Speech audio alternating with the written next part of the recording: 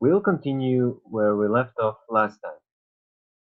So before we continue, first we will do a small recapitulation of the methods we discussed before in order to be able to continue in a quality manner.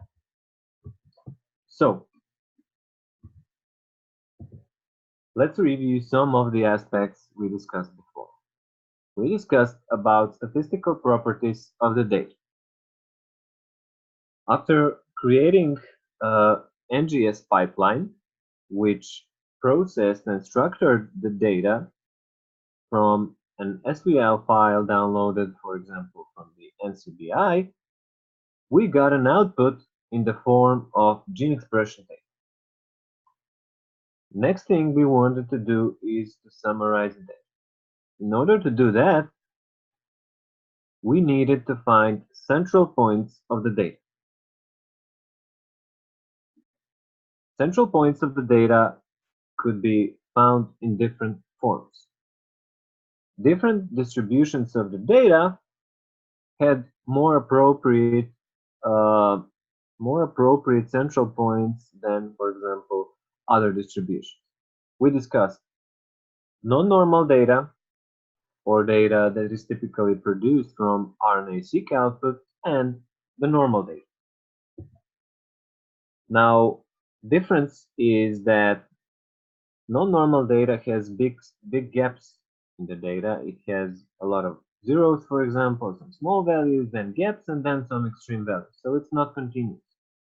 On the other hand, normal data is more continuous, and we used log transformation to normalize the data. We also used quantile normalization on the platform to also create another form of normalization, which also adjusted the median. We also created box plots. We were able to visualize the data, compare it using box plots, compare the medians. But another important aspect we could compare are deviations, or variance and variability of the data. So central points along with deviations or variances that assess variability were very important for us to assess and summarize the data. In the end, we used Excel and RStudio to perform hands-on summarization of the data. We used a data set of gene expressions from breast cancer. Now, last time we finished, we conducted a t-test. We said that we need to assess if, for example, compared means are different in a statistically significant way, or is it just a product of noise or some random? So you can see here a gentleman that developed a t-statistic and created a t-test that actually assesses signal and noise. It differentiates. So you can see signal is more important for us than the noise. On the other hand, we can see that this noise is a very small portion of the data. And small portion of the data that actually includes probability of being wrong is called a p-value. So if p-value is high, then our statistical significance is low. And we said that generally accepted border for p-value is 0.05. So anything higher than 0.05 is insignificant, and anything lower than that is significant. We can conduct another form of t-test, which is called ANOVA. It also includes t-test, but it includes multiple t-tests, and you can analyze multiple variables, not just two variables. Last time we had, as I remember, normal-like and basal, or luminal and basal, and we compared those two variables. Sorry. Right now, we are using this to compare multiple variables, and you can also use the same data analysis button to conduct ANOVA analysis. You just press the button and input the range, and you will get an output with p-values of multiple compared variables. It's very similar to the t-test, so we won't stop here too much. Now, another thing we assessed before was correlation. So we plotted, for example, values of two samples on a 2D graph and created a trend line. We said that if the values follow that trend line, that means that they're correlated.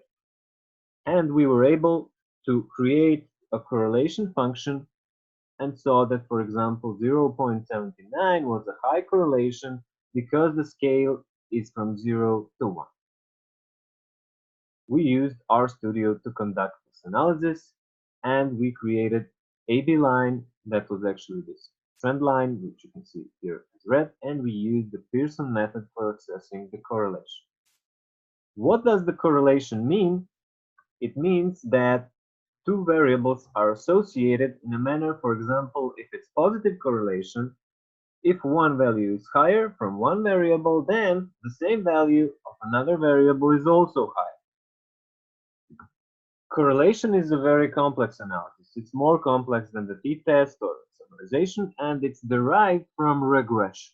So today we will start with creating a regression predictive model, and that predictive model is based on finding or fitting that trend line, which is called the regression line, through our data in order to create smallest or least squares model. What this means is that you have deviations from this line, which are observed values that are deviating from the predicted trend line, and each one of them creates a square. So we want to create a model that has smallest values or areas of these squares when we assess the model. So it's essentially least error model with smallest deviations or smallest squares of deviations from the trend line. If we produce a smallest error model, we will be able to assess if two variables are connected, associated, and in the end explore the nature of association. How much are they correlated? What portion of the data from one variable could be predicted based on another variable? And we'll talk about all of these results, regression results, later in the session.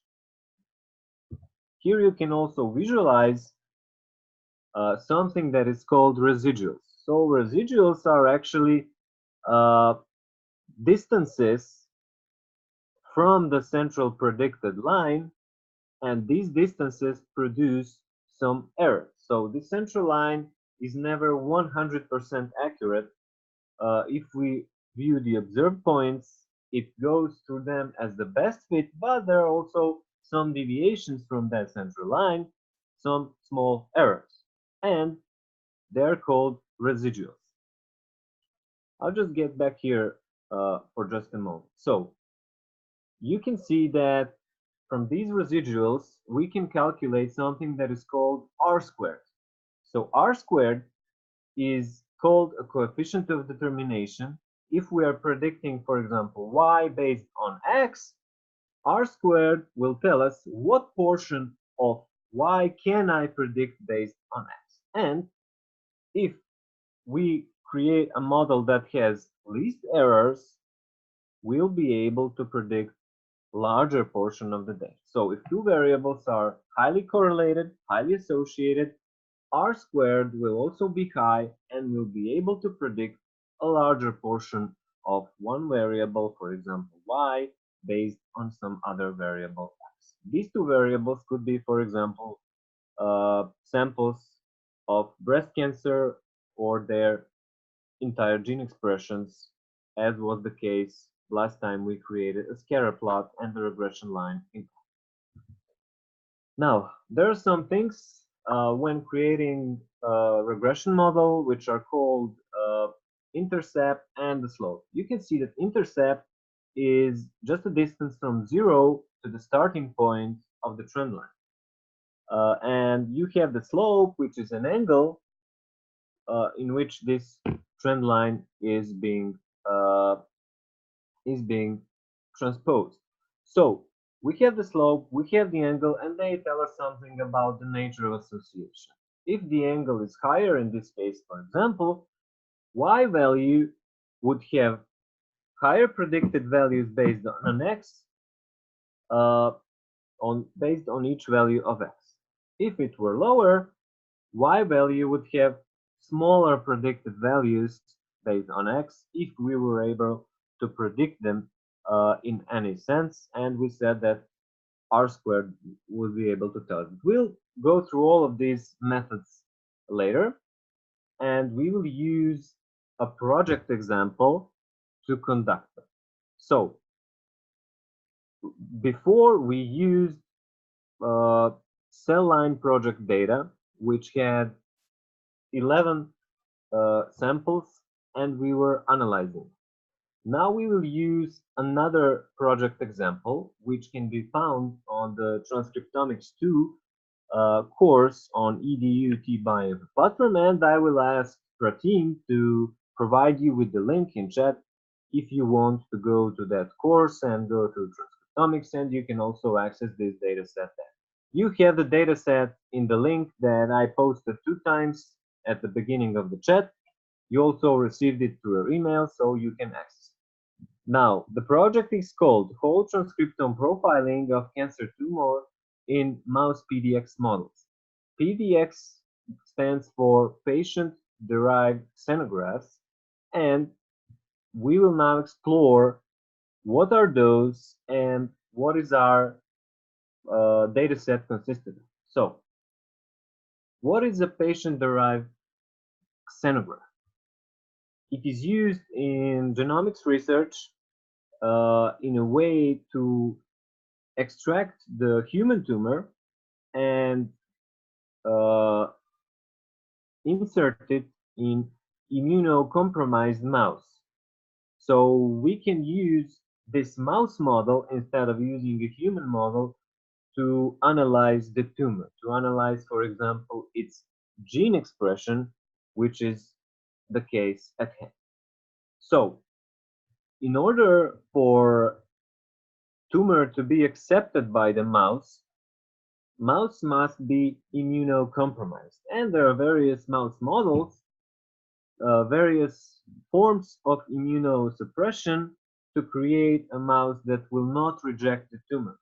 As we know, immune system rejects everything that is foreign to the body, so mouse must be immunodeficient in order for it not to reject the tumor and for tumor to be able to remain there and has same biological processes and characteristics that would be in human body.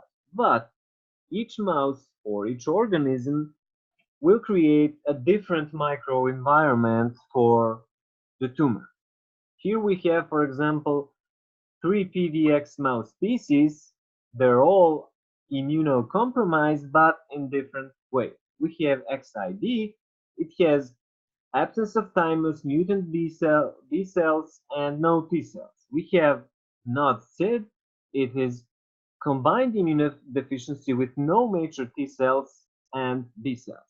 We also have thymic nude, which lacks the thymus, and therefore it is unable to produce the T cells. In this example, we will use not SID and the thymic nude, and you will see how are they labeled in the data set that we use. There are also other marks like ER+, which stands for positive for estrogen receptor, which means that it's actually expressing that receptor on the surface of the cells. We also have HER2+, overexpressed human epidermal growth factor, also on the cancer cells. And we also have triple negative, which stands for negative for estrogen receptor, progesterone receptor, and AGR. So we have 3 breast cancer subtypes. We also have 2 mouse species that are used for PDX. So these could be actually 2 factors. One factor is breast cancer subtype ER+, AGR 2+, triple negative, or another factor, another line another layer is mouse not sit, for example, or affinity. And we'll speak about these layers of factors later. For now, we just want to remember those markings. Another important thing we'll be assessing today is, are the p-values and results that we're getting actually accurate? So a lot of times we'll get some false p-values, some false positive results or false negative results. And we will want to use statistical properties to be able to reduce all those false positives and negatives to remain only with true positives and true negatives. So when we compare means, we want to be sure that the p-value that we're getting is actually accurate, and we will be adjusting it for something that is called false discovery rate. We want to assess what is the probability of finding a false discovery. If we assess that, we'll be able to create more accurate results. So the p-values we will get will be combined with, for example, I don't know, comparisons of means, but also with false discovery rate, and therefore we will circle out a more complete analysis, more complete validated results. So there is a formula how to do that. We can do that in Excel, for example. It's a very simple formula that uses p-values or f-values rank and, uses total number of tests or total number of, for example, variables or genes in the data set, and we can calculate a false discovery rate. Now, there is another very simple way to do this. We can conduct differential expression analysis in the T-by-Info platform, and we'll also talk about that during the session. Now, we went through some theoretical parts of what we will do in this session, and right now I want to connect to the place where we left off last time. So what we did last time is create RNA-seq overview, right? So we run the demo pipeline using an SVL file. You also have a SVL file for this project as an example in the dataset. You can run the same pipeline we run on the platform. And for example, I don't know, I can show you how to do that. Let me just share my screen and show you how to do it. Okay. So, for example,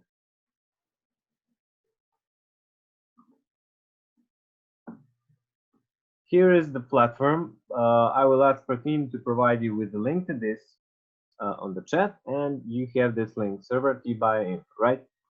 So you have that demo of RNA-seq. You can run the demo if you forgot about it. And you can also run the actual RNA-seq. So you can, for example, I don't know, you can upload the file, which is right here,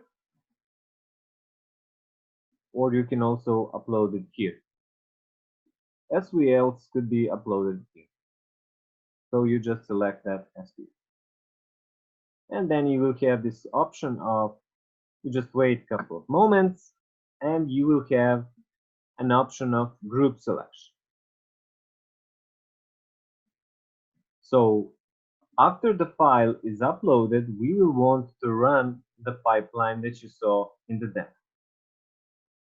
Since we have already created the pipeline, I won't go through all of the steps. Steps are pretty much the same. After you upload the SVL file, you just follow the steps that we have created before. It's start, chemometric, PCR clean, then you go to HiSat, you use these cuff links, and then you create our same expression table by going to bowtie2 and our expression table. After you finish the pipeline, you go to run. I will just show you how to do that because we won't lose too much time for this as we did it 2 times. So I will go, for example, to this cell line project file. After you upload the file, you go to start. You have some options which are shown in yellow. You go, for example, to Chemomatic.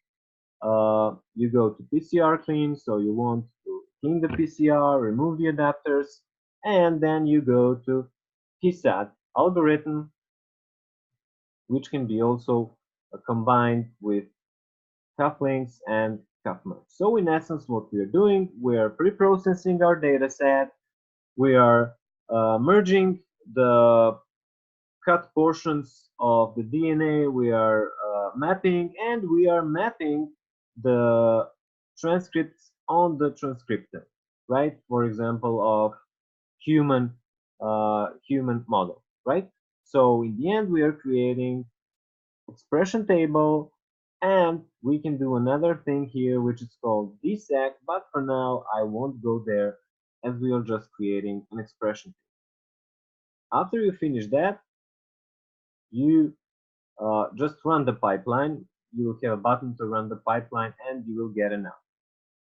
So what will you get as an output? You just click here, My Pipelines, and you will get various outputs. One of those outputs, the last one you created, will be this file that we have here. I have provided you with the link to this one. This is the link to the SVL, and you upload this SVL as Earl bulk upload, and then you run the pipeline, and this is what you will get as an output. So I'll just open this one with, for example, Excel.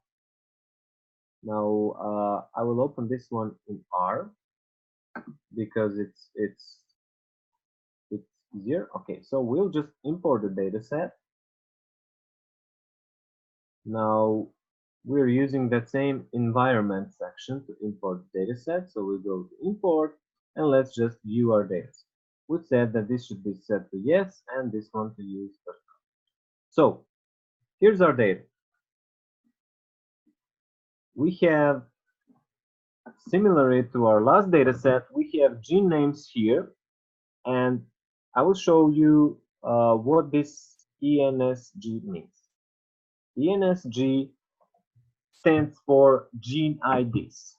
If they're in this form, ENSG, that means that they're human genes. If we had, for example, some, I don't know, mouse here, so if we had MUC, MUS in this word, that would be a mouse gene. But we are using genes that are derived from human patients, which is why most of these genes are human. You can see that ENSG right here. And those tumors with gene expressions that we are viewing in this table, you have 1,474 observations, as you can see, for genes, and tumors, different types of tumors are transplanted into these samples or mouse models, which are called, for example, ERNOD. We discussed these. ER stands for estrogen receptor positive, and NOD is that second type of immunodeficient mouse. So we have ER-NODs, but we also have ER-ATH marks. ATH is the third one, or anthemic immunodeficient mouse. So ER positive, transplanted on NOD. We also have TNs, which stands for triple negative. So triple negative transplanted on NOD, or for example, or on ATH mouse model. So if we review the sample, if you review the data set, we have large number of genes from tumors that were transplanted on different types of mouse models.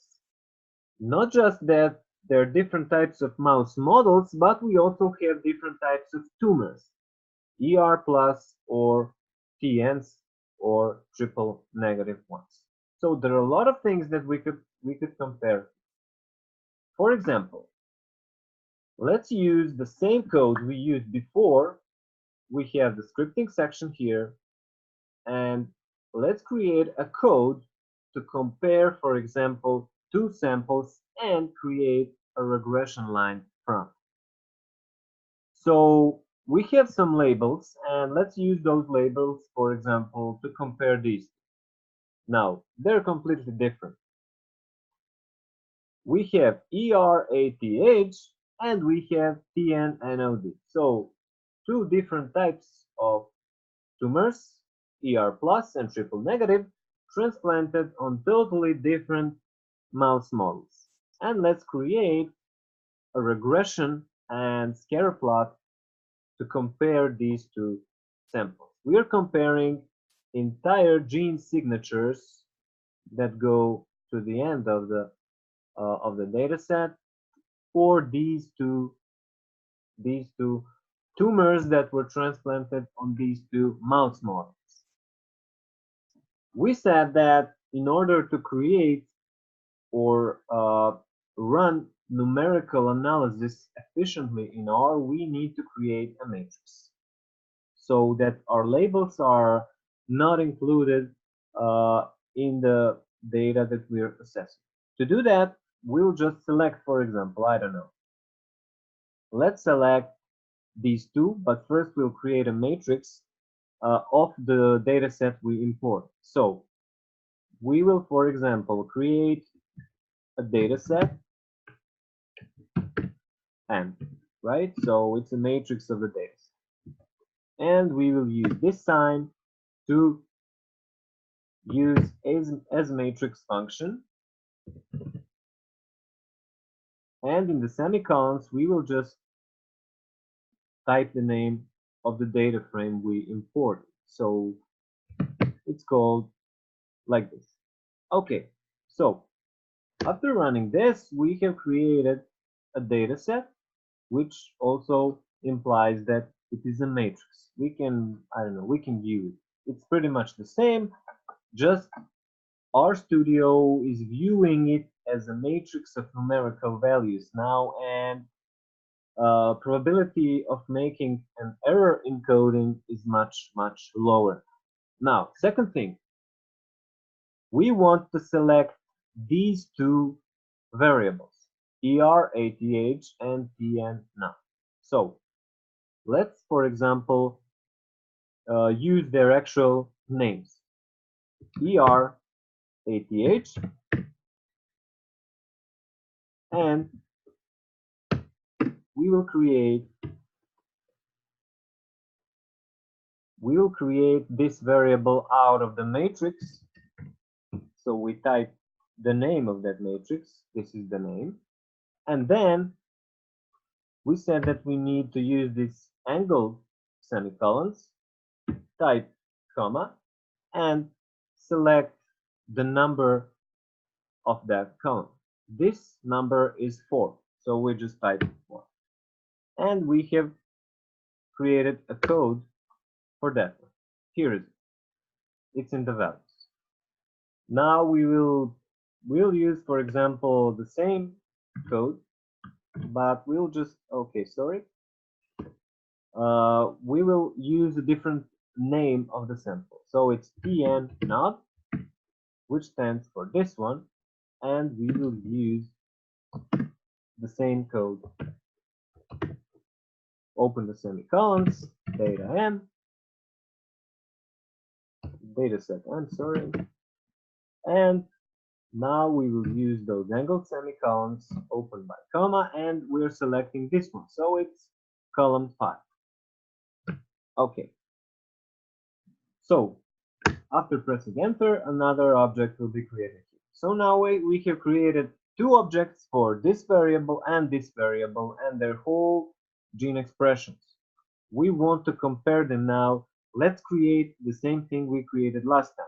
So we run this code, which was plot, and then we selected these names, right? So, sorry, and we have first name and we have the second.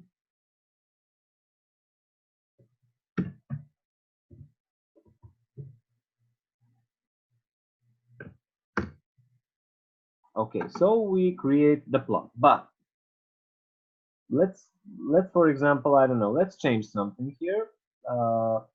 Let's type this into the scripting section, and as I said, scripting section is easier for you to edit the script, so you can, I don't know, add color here.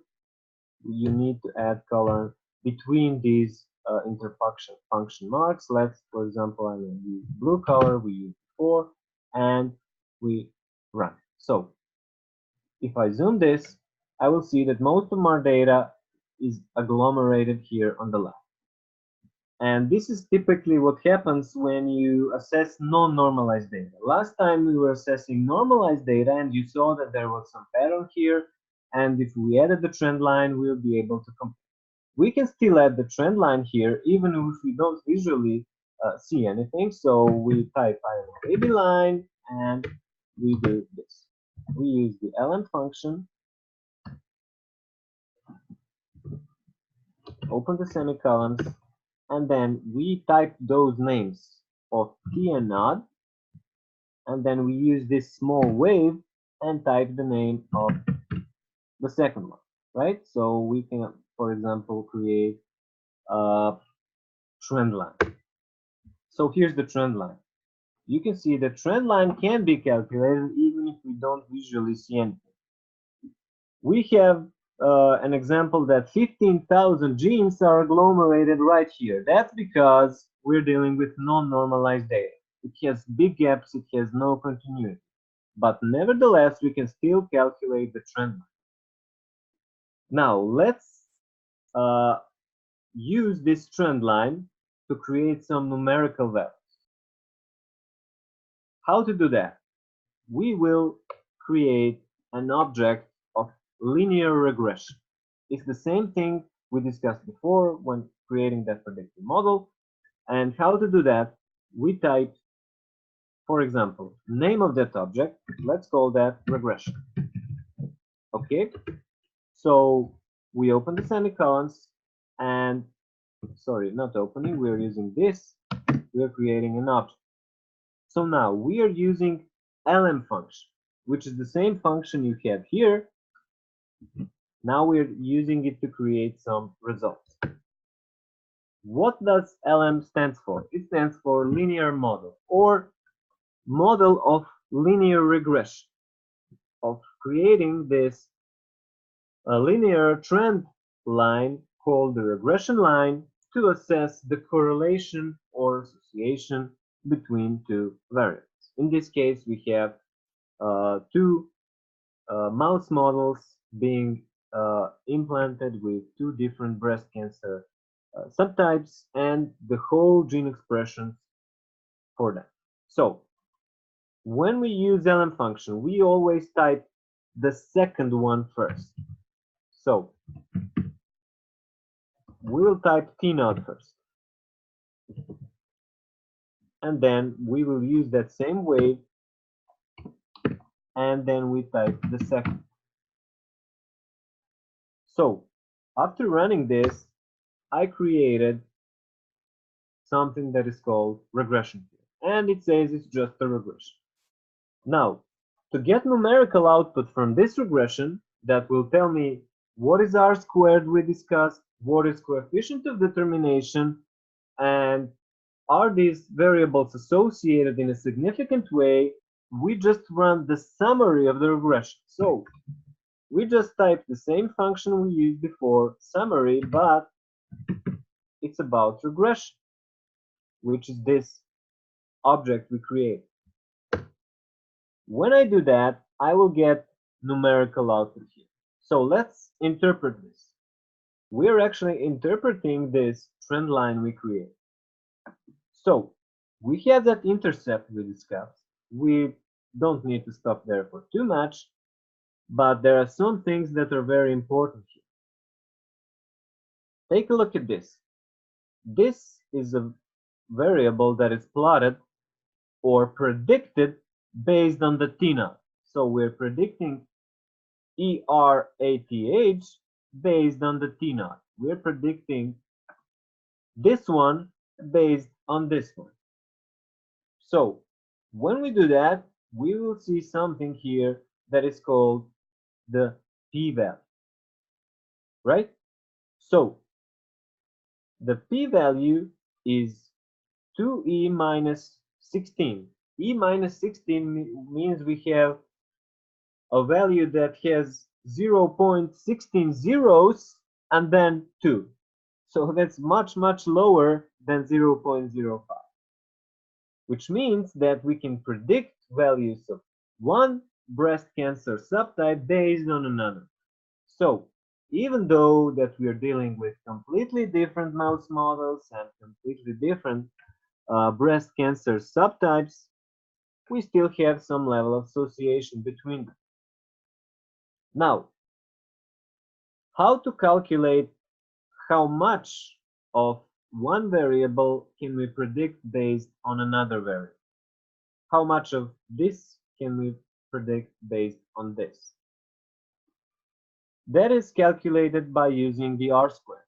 So R-squared is 0.5, which means that, for example, 58% of one variable could be predicted in some way, not in 100% accurate way, but in some way by another variable. How to get correlation out of this? Well, simply you just transform R squared to just R. So it's actually very simple.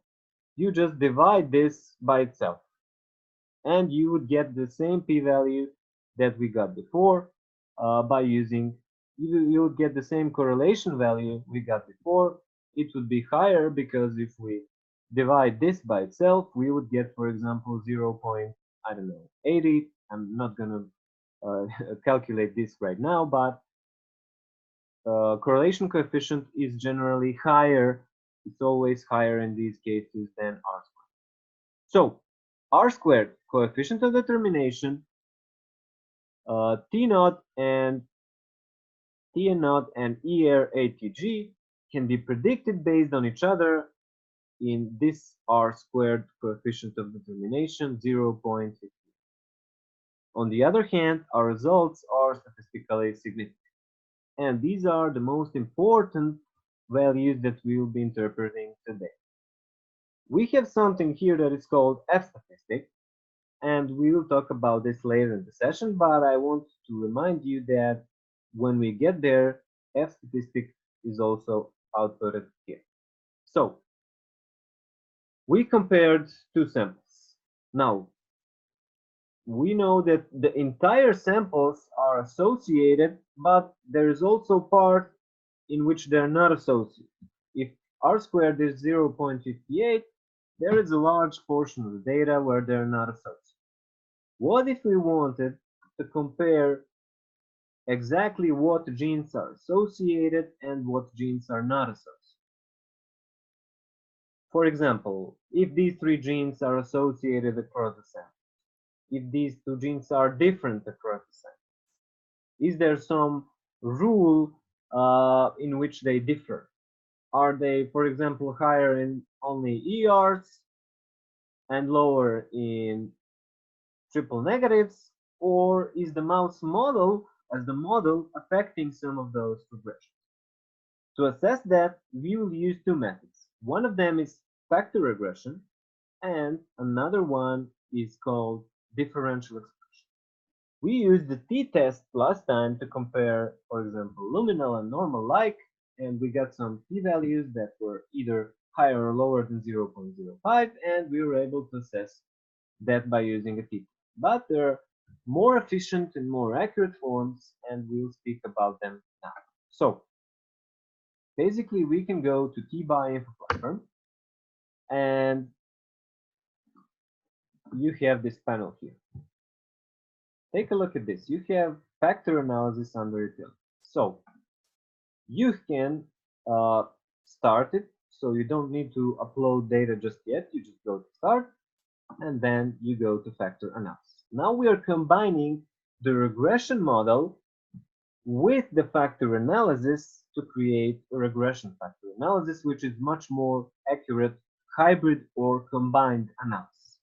So we are doing the same thing. We're comparing the means. We had them in summary statistics, and now we are assessing, are there different factors, for example, being transplanted to one mouse model or having ER expression on the surface of the cells, are those factors related to expressions of individual genes, like we said before? So we click save, and now we have this option. We have two layers. Each of the layers has two levels. Why? Because we have two breast cancer subtypes, which are ER plus and triple negative, so we have two layers. We also have two mouse models. We have NOD and ATH, and we will type 2 here as well. After clicking next, we will get an option to upload the file. Now you upload this file, the same one we're using, and you wait a few moments. After clicking check, you will have some categories you can use. This is the way to create categories out of it. A1B1, we just select this one, and we select the second one there. So ER nodes are together, and ER ATH are in the second panel. Now, TN nodes are in the third panel, and TN ATH are in the fourth panel. So what we essentially did is we created some framework for comparisons. So whenever we have A1, those are ERs, right? We have them here, we have them here. Whenever we have B1, those are the nodes. We have them here, and we have them here. And the same principle applies to ATH and everything. So we create the framework. After clicking continue, we get an option to finish the pipeline. You can type the name, I don't know, factor analysis. For example, PDX, and you just save and run the pipeline. Now I won't be waiting for this pipeline to finish. It will finish, I don't know, maybe 15-20 seconds, half minute, and you can find it right here. So it's processing and it will finish briefly, but I already have the file that is produced as the txt output right here. So for example, when you open, you will have output as the txt file. So for example, if you open that file, you will get something like this. Wait, I have the file right here, so I will open it directly from the Excel, and this is the same file. Okay, so when you open that txt file that is an output, you will get also some expression table with marks of each breast cancer subtype and each gene name ID. You can scroll around, review it, but another thing that you got are some things here that are called A1, A2, for example, and you also have some other things here, B1, B2, for example, and you have some things that are called F-test. This is most important for us. So I'll just, I don't know, mark these and this one as well. So aside from gene expressions, which can be presented by using, for example, I don't know, let's, for example, present these. You can just present them by using the insert function and insert the column. right? So you can review them, or you can, for example, review just 2 genes, and you don't need to select the other ones. Sorry. And for example, you select 2 genes and you go to here, right?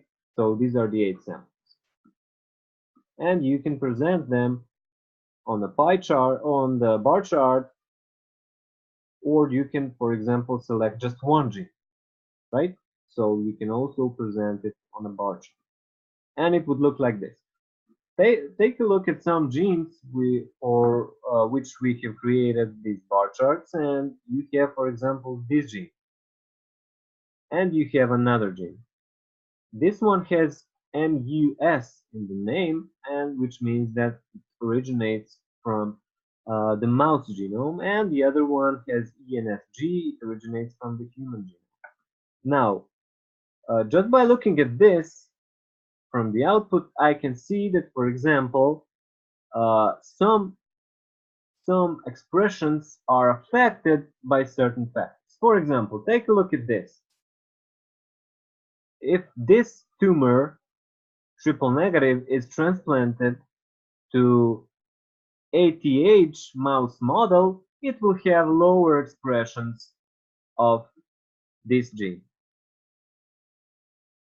Now, since this gene is originating from the mouse, we are dealing with the mouse model tumor. So, if mouse model tumor is transplanted to any immunodeficient mouse with this marking, there is high probability that it will have a lower expression compared, for example, to NOD mouse models.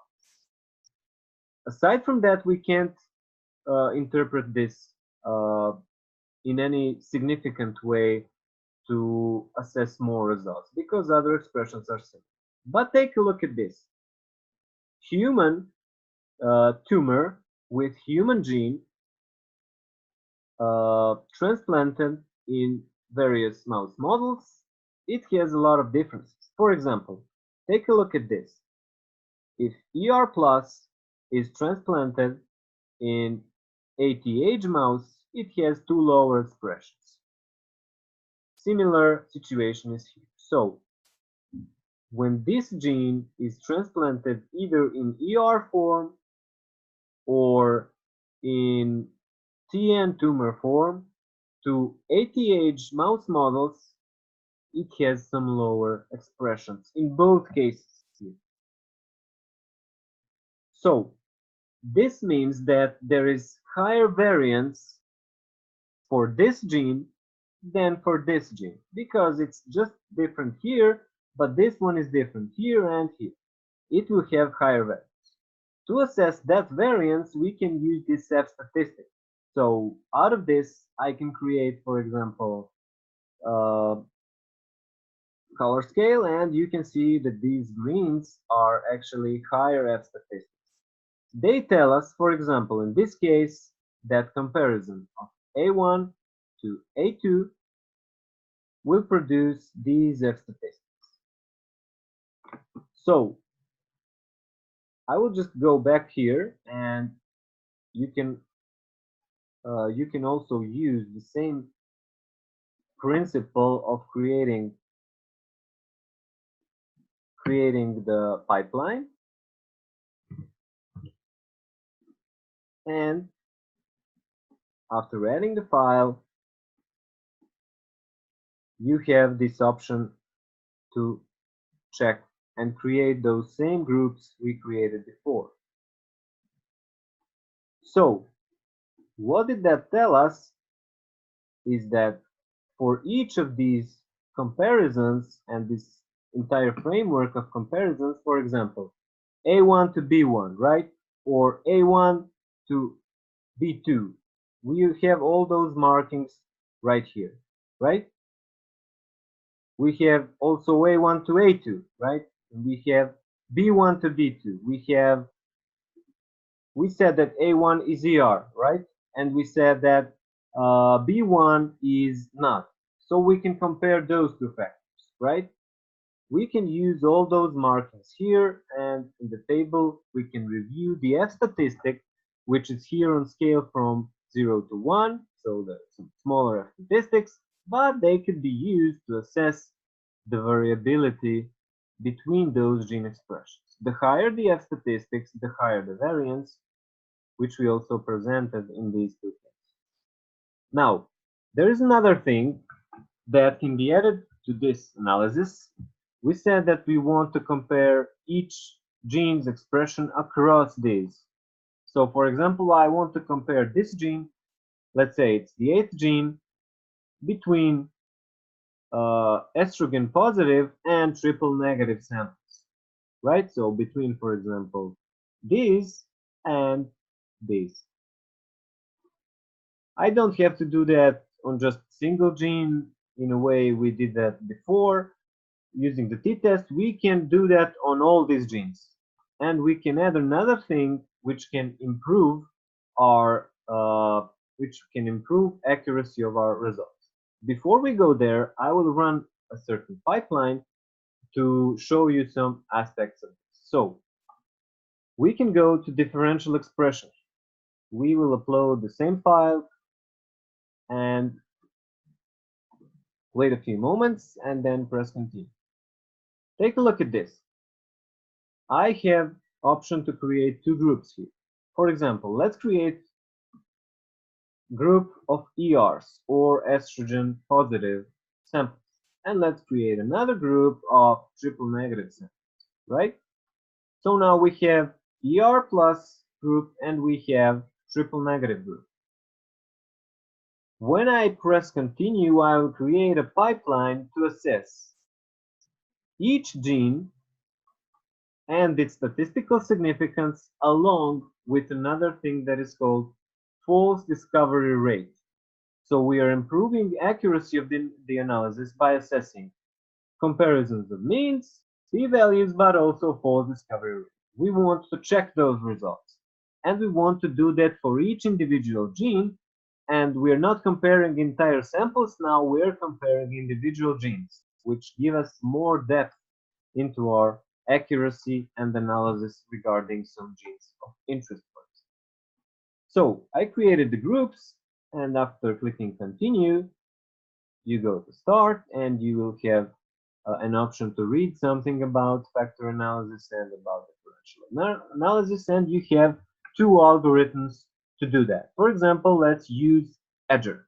It is an algorithm that will create a differential expression between groups of replicates and will give us the output as I said before. So we finished the pipeline.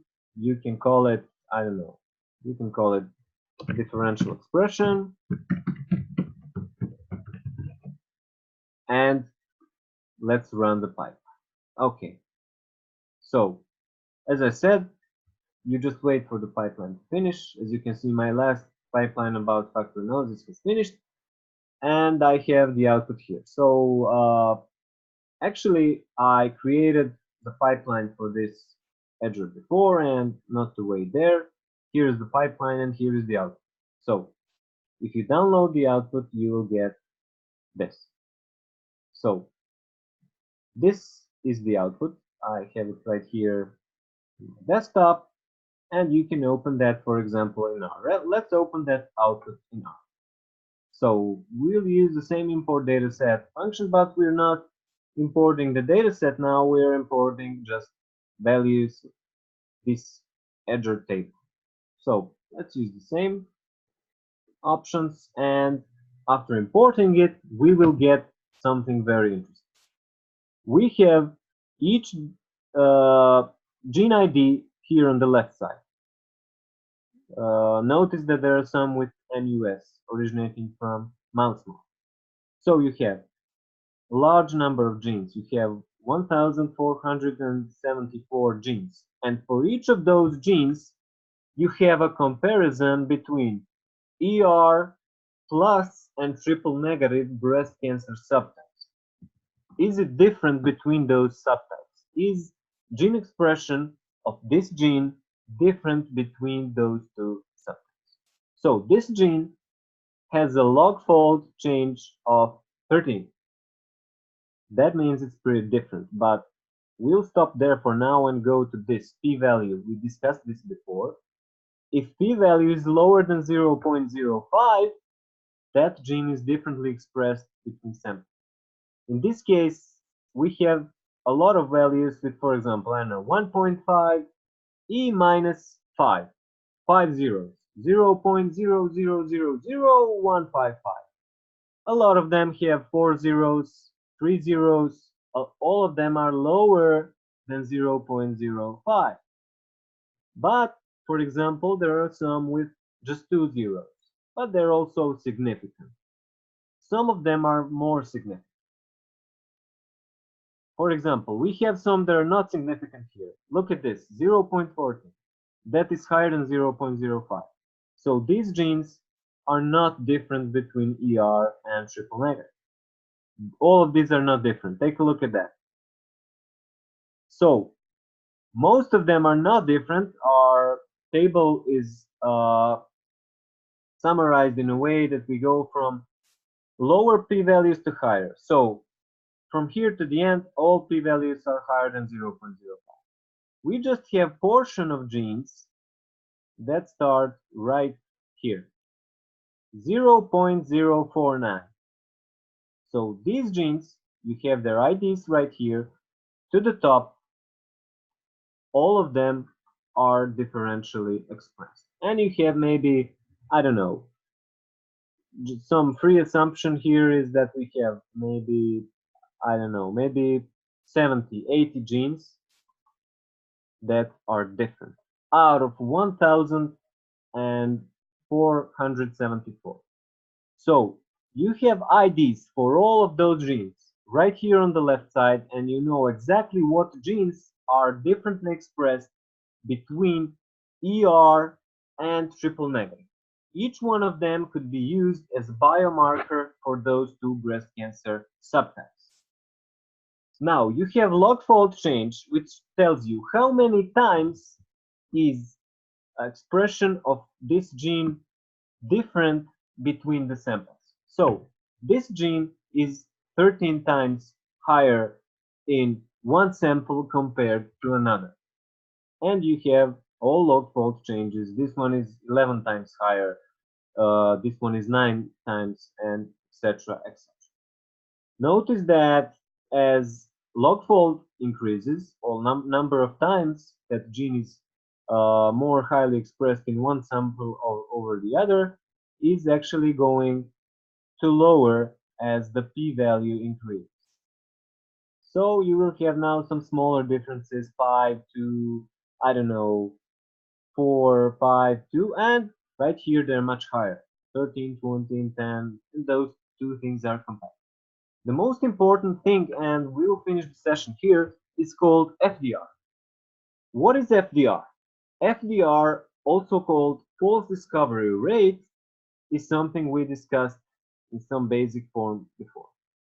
It tells us what is the probability of finding a false discovery p-value, significant p-value, or significant difference. So you can see that in this case, false discovery rate is 0.02, which is not that big, right? It's just about 2%. So as we go over, you will see also that this false discovery rate is increasing, right?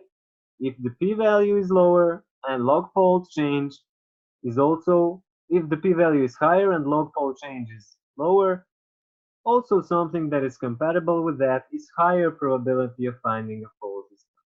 So in my opinion, false discovery should be compatible with the p-value. So if you have false discovery probability of 5% and p-value is giving you a probability of finding a significant result in 95% probability, those two things added up can create some border, for example, for more or less significant results.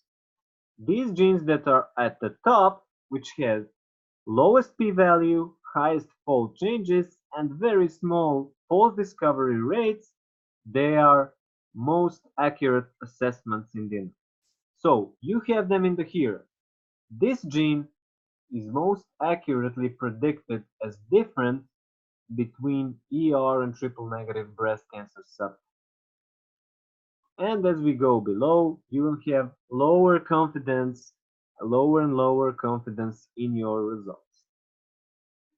So this top part of the table produced from the DSEC algorithm on the T-Bioinfo platform will give you most accurate results, and you could, for example, use these, I don't know, 10 genes or 15 genes and get some accurate differential expression out of it. This is the way to produce a research grade differential expression. See what genes are different between different data. So, to summarize everything, we created a scatter plot, we created linear regression. We were able to compare entire samples with whole genes, with all the genes in the dataset. So, when comparing all the genes, we were able to assess what part of this variable, for example, can be predicted based on this variable. So we got an output as r squared, and we're able to determine that portion of the data based on each other. That also told us that there are some differences. We wanted to assess these differences very accurately, so we wanted to narrow down the analysis from 1.5 thousand genes to just, for example, 70 genes, right? And even in those 70 genes, we have some that are more accurately assessed, they are more different than others. So we then created a pipeline on the T-Bioinfo platform for differential expression in a very easy way in just a couple of clicks, and we got this output. This output created a txt file. When opening that file, we had this differential expression. It had log fold change, how many times are expressions of that single gene different between the samples, and we got the p-values used to assess statistical significance, and we got false discovery. Hierarchy of these values and order of genes was presented from most important and most accurately assessed differences and biggest differences to lowest differences. So these genes that are at the top are highly different between ER plus and triple negative, and as we go below, we have lower and lower. If we wanted to create a research grade table out of this, we could take, for example, I don't know, first 10 genes, and we would be able to present this as a table in a research publication, and it would go just like this. You just select this and its differential expression. These genes are different between ER plus and triple negative. So right now, I will stop here and we'll go to the question section. But before we do that, I will give a word to Pratim to tell you a few things about the organization page. So Pratim, please go ahead. Thank you, Darko. So if you can stop share, Darko, so that I can share the screen I have.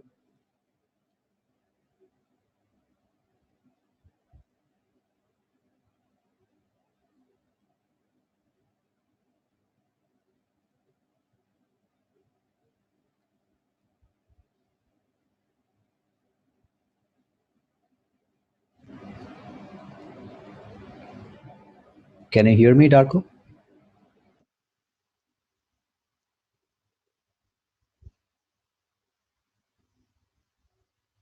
Yes, Pratim, we can hear you.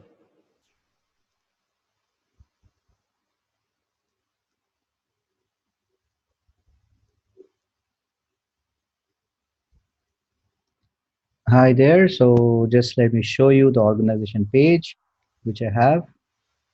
So this is the organization page you should be visiting to update your profile. So if I go, I'm sorry, that's not the link. I'm so sorry. So if you have logged on to the educational platform, which is edu.t-bio.info, so this is the main page. And if you go down, you would find uh, something which is called organizations. And in the organization page, you will be finding, so you'll be finding something like this. So omics logic data science, this is the forum where you will find all the previous presentations and the previous recordings of the session, and many links are often posted. So this is the place where you can find the upcoming events, and also so you can also find it. So the tabs that would be activated at your end would be home, forum, and curriculum. So if you go to the forum, as you can see, most of you would be receiving emails. I mean, all of you would be receiving emails for getting the presentation and the associated data files. In addition to that, you would find all those things in the forum page as well. So today is 30th September, as you can see. So if you click on this link, you would find that the presentation and the data files are here. So if you don't receive the email, or if you are kind of not being able to find the presentation and the data file link, you can come to the forum directly and find the presentation here. And and the curriculum would tell you what all we are going to cover during the entire length of the program itself. So if you click on the curriculum link on the organization page, you'll be directed to a page where everything is detailed. So it's taking a few moments of time, so please bear with me.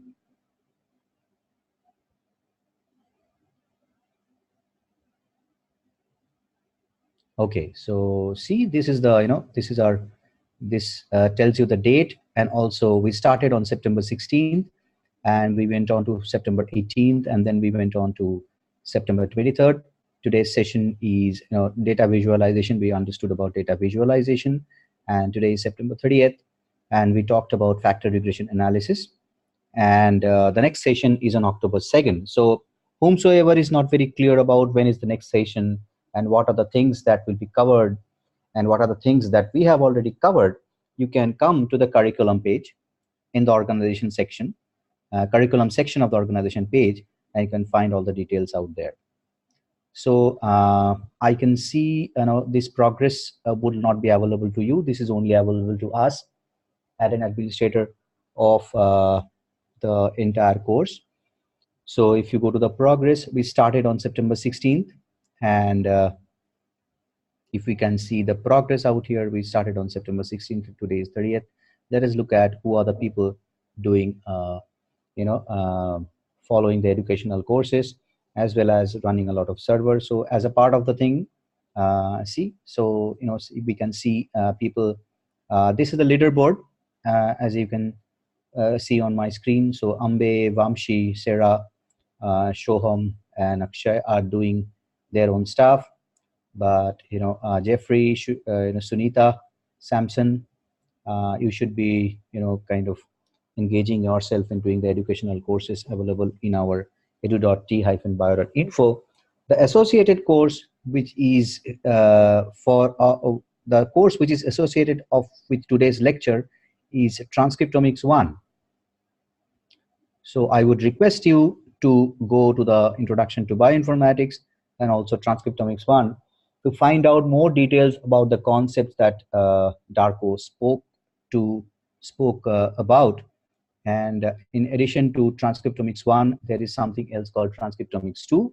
So if you can, go here and click on the courses, then you will be directed to Transcriptomics 2. So whatever we have covered till date is elaborately described in Transcriptomics 1 and Transcriptomics 2. So it would be a very good idea to cover all these things. And after you complete the stuff, it is imperative that you go to the review section and write your review. And how do you think about it? So as you can understand, we run courses which we call it extended MOOC, massively open online courses, because we have a very strong review system and a feedback system. So we would like to listen from you. We'd like to hear from you about your understanding about the course, any suggestions of improvement, any suggestions that you would like to specifically mention about. So I would like to remember a few things, the organization page and also the associated courses. So before the next session on Wednesday, we would request you to go and finish the educational part. I would give the stage back to Darko and answer any questions which are there in the chat. So thank you, Darko. Okay, so right now we would want to give the stage to you and let you ask any questions of anything that was not of understanding to you, anything related to either the organization page Pratim spoke about or the analysis that we conduct. So I already saw first question. I typed it in the chat. It's about log CPM. You have it here between those red brackets. So log CPM is similar to log fold change. It's just converted to counts per million. Our first unit was FPKM, and we can convert that just to a different unit. You can see that they're similar. If log fold change is high, log CPM is also high, just different units, counts per million. Okay, any more questions, please?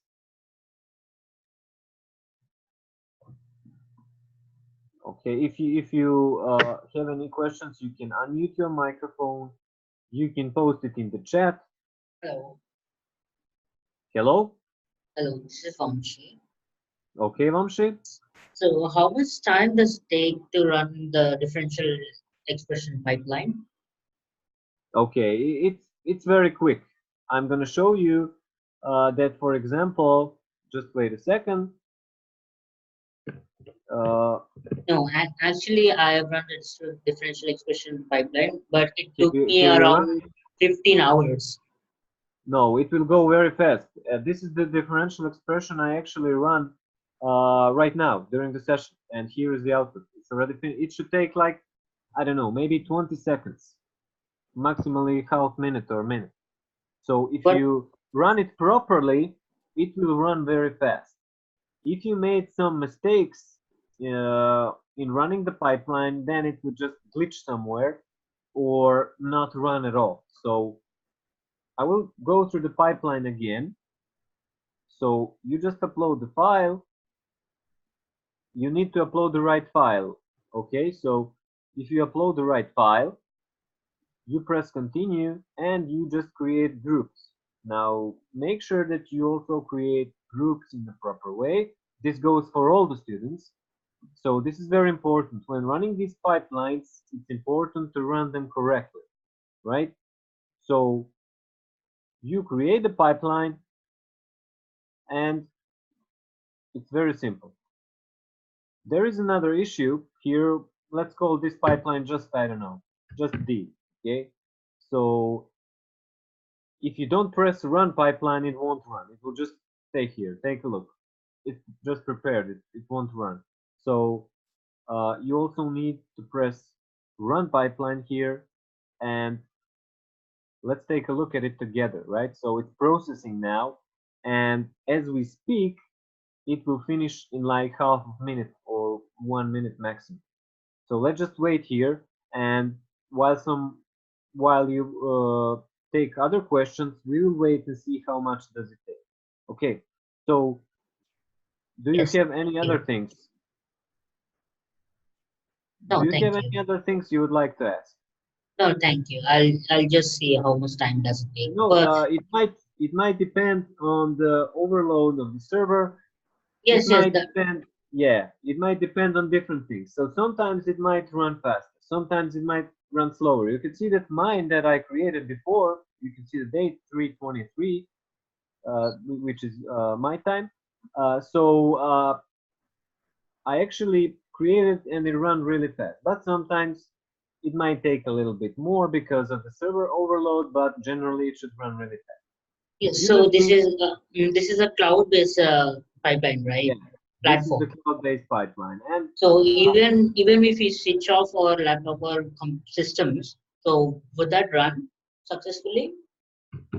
yeah, I think Vamsi, it is very important that you upload the right kind of file in the pipeline. okay. So You it can is see very now that important for my pipeline is 66%, right? yeah. You So must have if you yeah. don't Sorry. refresh the page, if you don't refresh the website and the server, you might see the same picture. But you just refresh it like this and go to my pipelines, right? So it's 100%. It's done, right? Now you can download the files.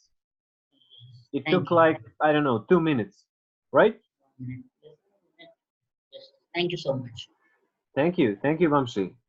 I hope that cleared out the issue with the timing. It's maybe 2 or 3 minutes, but you have the recording of the session. You have recording of all the sessions Yes, and also some videos about R. And there are a lot of functions we used in R so far. There are a lot of pipelines. So each of these pipelines can be viewed on the videos. We created them. Here you have also some demo pipelines. And if you don't understand a way to create any of the pipelines, please use our emails. I will post my email here again. You also have emails of other members of Fine Biotech team, and you can ask us directly on the email any question. So don't hesitate to ask anything. If you don't understand anything or need help with anything, please ask us. On the other hand, we will provide you, before next session, we'll provide you with all the codes that we use in R. So you can create your own little library from those codes. And we will create all the list of all the pipelines that we run and why we use them, what were the outputs and everything. So we'll create few files for you to have your own library of the data sets and codes and pipelines we run so far. In our next session, let me just wait. So Uh, I will share. Darko, there's a question in the chat by Okay. Sarah. Yeah. So Sarah, when we talk about log, what does it mean group A have higher expression of this gen? Okay, so it's very simple. When you have log fold change, what is log fold change? We discussed logarithms before, right? But in a different setting. We were normalizing the data by creating those logarithms. What is log fold? It's very simple. It tells us how many times is something different or higher than something. So log fold change, I don't know, of 13 times refers that, for example, group A is that much times higher in expression of that single gene compared to the group B. We had, for example, groups, I don't know, ER plus and triple negative, right?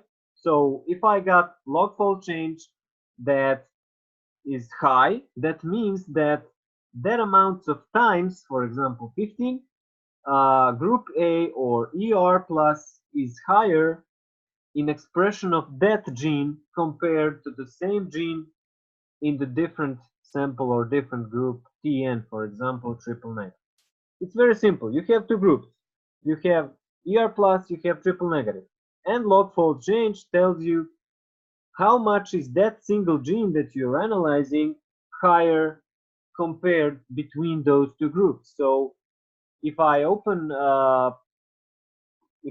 this, that can be explained on a hands-on example. So this gene is different this many log fold times between the groups, right? You can also see that log CPM is similar, just converted to count per million, and then we have a significance for that log fold change. On the other hand, we have a false discovery rate for all these things. So this is analysis that combines multiple things, but it's very effective in identifying exactly what genes are different and how many times. So we have that log fold change to tell us that. So we're converting A to B. In this case, we were converting ER plus with triple negative subtypes, and so which genes are differently expressed in them. So it's a very efficient method to narrow down and create a hierarchy of differences and see that those first genes that are created up there are very, very different, and they could be used, for example, for biomarking or create a set of biomarkers for these two breast cancer cells. If we wanted to assess if these genes are actually biomarkers, we would need to run some more analysis, but this is research grade. So in a lot of research, differential expression is used, for example, to identify biomarkers. And if you get a differential expression like this, you identify, for example, this gene is, I don't know, 50 times higher, has higher expression in triple negative than some other samples, you would actually get a result that tells you that that could be a biomarker for triple negative breast cancer subtype. Okay, Sarah, do you have any more questions? Is that of understanding to you? Okay, thank you, Sarah. So please don't hesitate if you want to know about anything that we discussed. If you don't understand anything, please feel free to ask.